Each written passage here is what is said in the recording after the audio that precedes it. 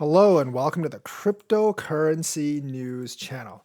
Well, the metaverse might actually have a real use case. It seems that an island nation that many of us have heard about, Tuvalu, is going under the waves, unfortunately. The sea level is rising because of global climate change.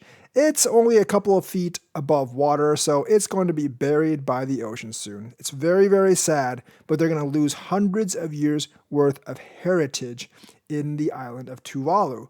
But not to fear, they might be able to preserve it via Metaverse. That's right. So the Metaverse will actually have a real use case in preserving an entire island's heritage. So yesterday, basically they were at the climate summit and they're looking for alternative ways, this is from Cointelegraph, to protect the country's heritage against rising sea levels.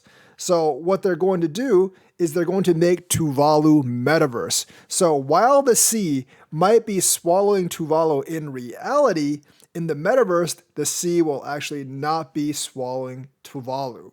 So basically in a video broadcast, Cafe said, "As our land disappears, we have no choice but to become the world's first digital nation." Now, in reality, they'll buy land for their citizens elsewhere and encourage their citizens to move off the island before the sea overtakes them. But to preserve their heritage, for the future, they will actually digitalize their heritage and their nation so people can see the glorious island of Tuvalu in the metaverse. It'll become the first digitalized nation. I don't really know if they're going to sell digital plots of land, like like you'll be buying digital plots of land in an island that doesn't exist. I'm not really sure if they're going to do that to raise money or if they're just going to keep it so people can see what life in Tuvalu was like before the sea swallowed them up.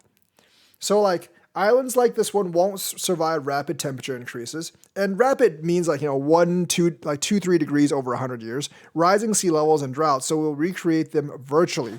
So it looks like we do have a way to recreate lands that will be destroyed virtually now, and so people can actually look at the heritage back on where they came from. I do think that is a worthy use case. I don't know if it's one that will actually generate a lot of money or income. In fact, I highly doubt that. But it could let us preserve parts of history that would otherwise be gotten away from us.